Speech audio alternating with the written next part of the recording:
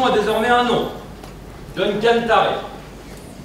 Monsieur le Président, Mesdames et Messieurs les jurés, cet individu a en quelques mois à peine transformé un étudiant totalement innocent en véritable délinquant. Que lui reproche-t-on exactement? D'être celui qui a poussé Nicolas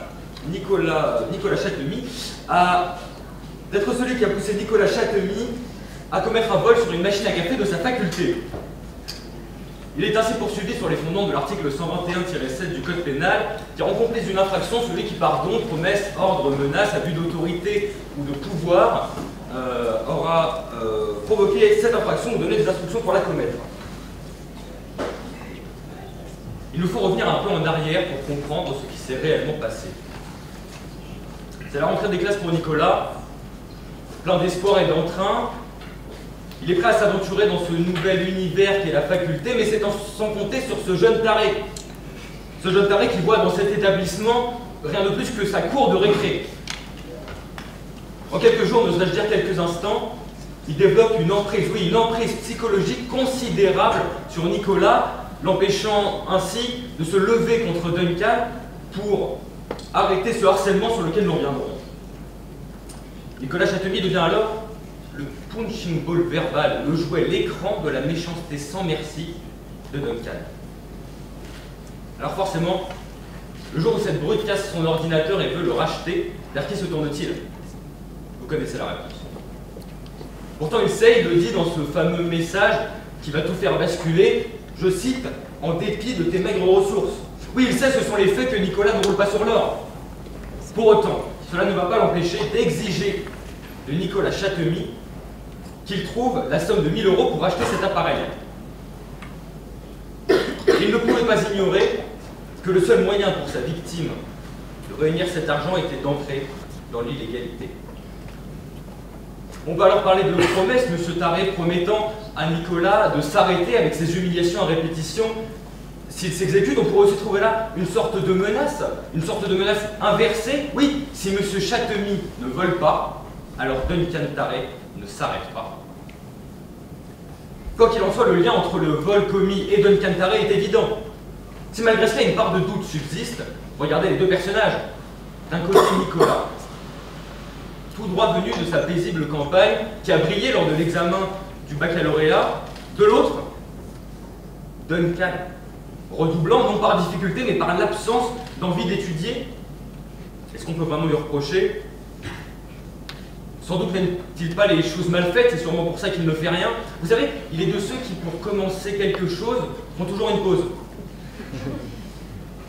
De ceux aussi qui, un jour, décident de tout changer, pour finalement seulement changer d'avis. Duncan Tarré, habitué à trouver chaque année un nouvel être avec qui s'amuser, un homme qui intérieurement n'est pas beau pour un sou, encore moins pour un sobre. Il faut vous poser la vraie question qui a lieu d'être ici, non pas combien pèse une balance, pourquoi abréviation est un mot si long, ou encore est-ce qu'il faut s'armer de patience pour tuer le temps. Non, gardons ça pour plus tard. Il faut vous demander, est-ce que Nicolas était au fond un délinquant? Non, mais c'est trop tard pour lui. Est-ce qu'il aurait pu commettre cet acte de lui-même? La réponse est non. Maintenant, est-ce que Duncan a été cassant, menaçant, intimidant? La réponse est oui. Est-ce qu'il a provoqué cette infraction? La réponse est oui. Est-ce que Duncan Tarré est complice? La réponse est oui. Mais au-delà du droit, nous sommes ici pour protéger une société contre un danger. Et quel danger que représente cet homme? Pensez-vous sincèrement qu'il n'y aurait aucun risque à laisser cet individu libre et impuni? Croyez-vous qu'en l'état, Duncan Tarré apporte quelque chose de positif à notre société? Vous voyez ce qu'il a fait de Nicolas. Un jeune homme plein de bonne volonté qui n'avait rien demandé s'est retrouvé véritablement harcelé.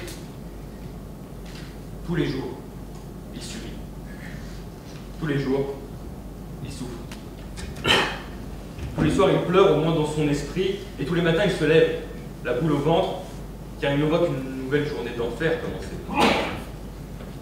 Lorsqu'on est pris dans cette spirale, croyez-moi, on ne rate que d'une chose, c'est d'en sortir. Certains... Alors c'est vrai, cela ne se voit pas de bleu, pas de sang. Certains spectateurs même rigolent devant ces scènes, comme c'est drôle. quelqu'un se faire humilier? Combien de jeunes ont mis fin à leur jour à cause de personnes comme Duncan Tarek?